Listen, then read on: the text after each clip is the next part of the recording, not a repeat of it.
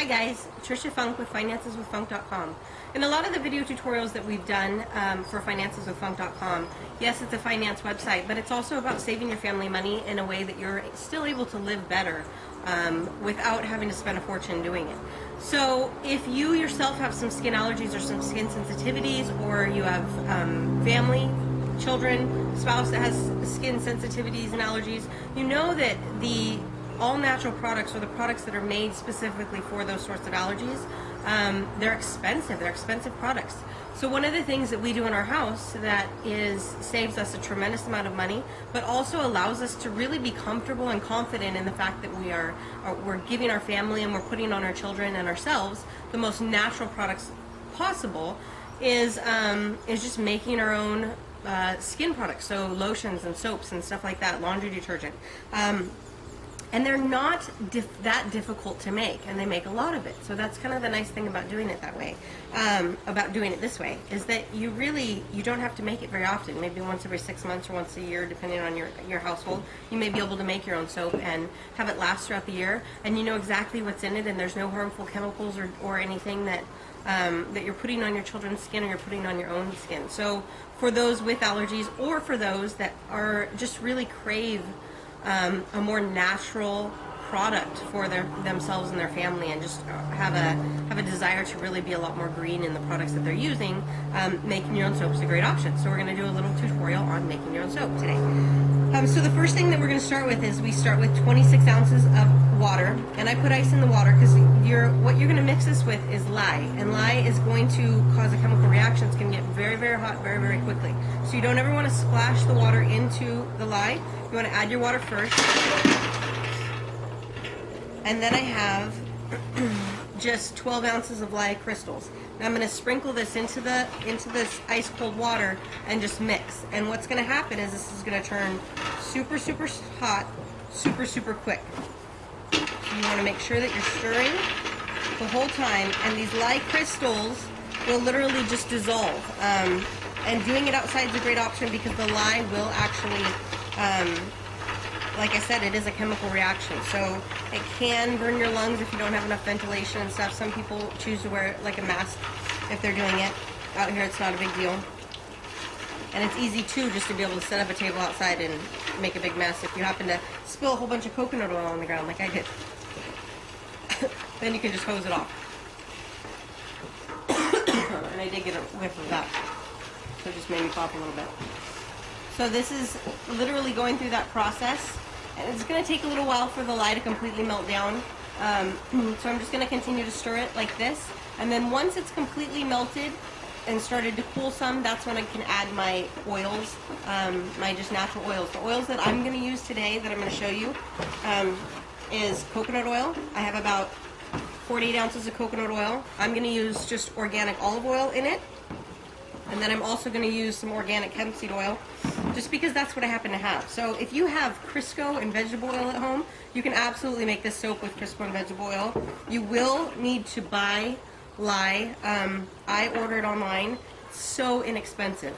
$3 or something is what this costs. Then the other thing that I'm going to add, I'm going to add some lavender, organic lavender essential oil. I'm going to add some lemon essential oil. And then I have pulverized oats, just regular oatmeal that I have here, that I just put in my little mini Cuisinart and just blend it up. Then I'm going to add a little bit of vitamin E. You can get this at Walmart or anywhere. And a little tiny bit of jojoba oil probably, just to kind of really soften that up a little bit. So that's what I'm going to add to this. Your oils you're going to add very, very carefully. You want to make sure to not slosh this and slosh it up onto your skin. But it will take me just a few minutes to get this to the right consistency, or to get the temperature down a little bit. You can definitely use a thermometer so you can start to watch it come down, because you don't want to add your oils if it's super, super hot. So, so we're just going to mix this up and let it cool down a little bit before we add our oils.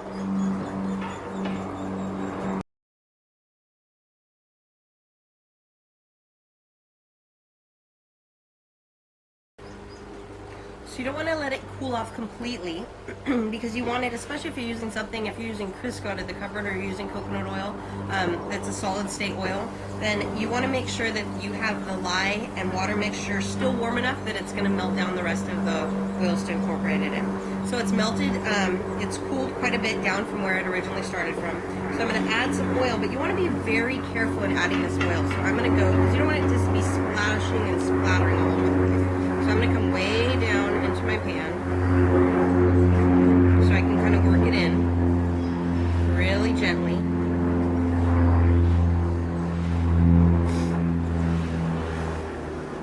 And I'm going to add this first because this coconut oil is definitely going to need to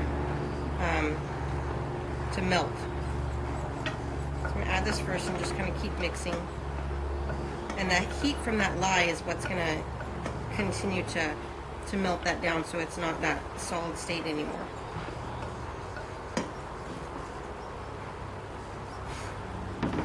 So this will take, once this is fully melted down, is when I'm going to add my other oils.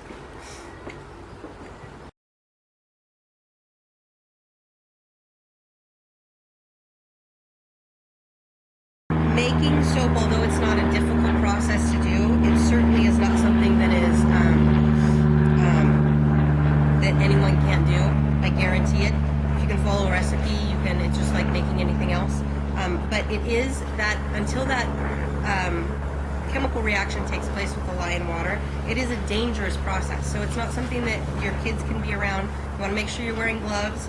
If you do get lye on your skin, it will burn. So whether it's already reacted with the water or whether it's just straight like the crystals. So make sure you use caution when dealing with those. If you do get it on your skin, just vinegar, any sort of vinegar you can use to kind of stop the reaction of the lye. So vinegar or milk. From everything that I've researched has always said that those are the two things that will neutralize that burning if you happen to get it on your skin. Do not, under any circumstance, run to the sink and flip the water on, because that's when you're actually going to burn yourself. So this coconut oil is pretty much all the way mixed down and melted. It's almost complete liquid. So what I'm going to do now is I'm going to add my other two oils. Sorry, I have an itch.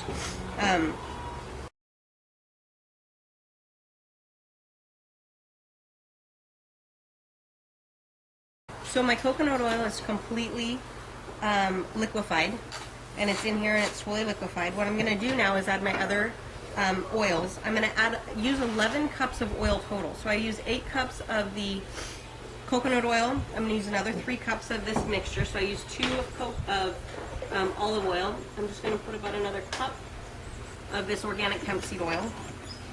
And I'm going to add a little bit of the jojoba oil too to it.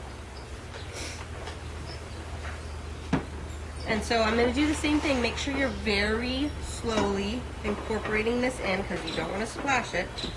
Most of that process has already taken place where you're not going to get that splattering anymore.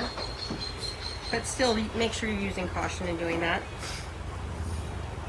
And then what you're going to do is you're going to continue to mix this in a way until it starts to trace. And trace basically means, the best thing that I can relate it to is if you make gravy, where that process, or Alfredo sauce or something like that, where you get to that process where it starts to thicken, and when you draw your spoon across it, it kind of makes a trail.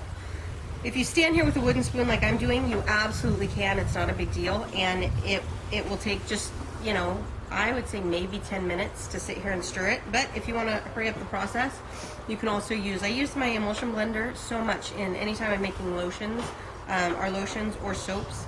And I do that because it's quick. If you don't have one of these, this is not an expensive emulsion blender. I think it was like $19 or something like that. And I do use it a lot, but don't feel like you have to go out and buy like the biggest and the best and the newest. And if you want to start making your own lotions and soaps and stuff like that. So I'm going to take this. And then the process of when you're going to add your oats and your essential oils and stuff is at the very, very end. So if you want to add, you don't have to add any fragrances at all. Lavender is great for your skin. I'm going to add my vitamin E oil right now. And I just have a little bit. If you could add this whole bottle, if you went and bought a bottle at Walmart or whatever, you absolutely can add the whole bottle. But so I'm going to let this start to trace first, and then I'm going to add my pulverized oatmeal and my essential oils, and then at that point in the process.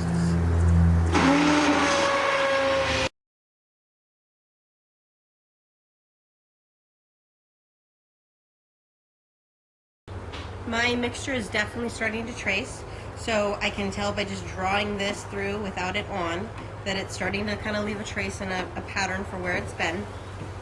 So I'm going to go ahead and add my lavender oil. Lavender and chamomile as well, if you have kind of some, if you have eczema, anything like that, then is fantastic to use on your skin. And then just the lemon, I love the smell of the lemon with the lavender, so I'm going to add a little bit of lavender and lemon in here.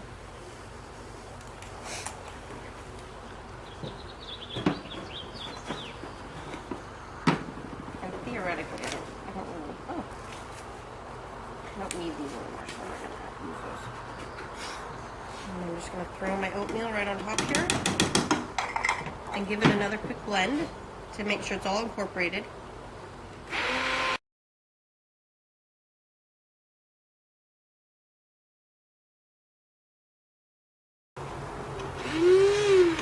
So it's fully mixed up now. I've got my essential oils and my oatmeal in there. It smells fantastic. I wish you could actually smell it. It smells so good. Just really fresh and clean. Now, what this is going to do is it's going to need to sit for a few days, so in any sort of form. I have my husband make just this with scrap wood that we had around the house, just a form for me that I can use to make my soap in. And I lined it with a trash bag that I cut in half. But if you have, this is a cardboard box that came from the nursery last week, you can use whatever you happen to have around the house. It does not have to be difficult. Take your cardboard box and throw the same trash can liner inside of it and you'll be fine. And I'm going to take this and basically just pour it into my mold. It's going to take a few days to really sit up to the consistency that you can cut it. So it's going to stay in my mold. I'm going to cover it like with a paper, like with a towel, and something heavy to kind of keep the pressure on. What that'll do also is it'll help prevent, if you put something heavy over the top, it's going to prevent a bunch of bubbles from forming in there. Keep it kind of pressed down. And so I'm going to pour it in there, leave it a few days, cut it into bars, and whatever size bar is appropriate for you.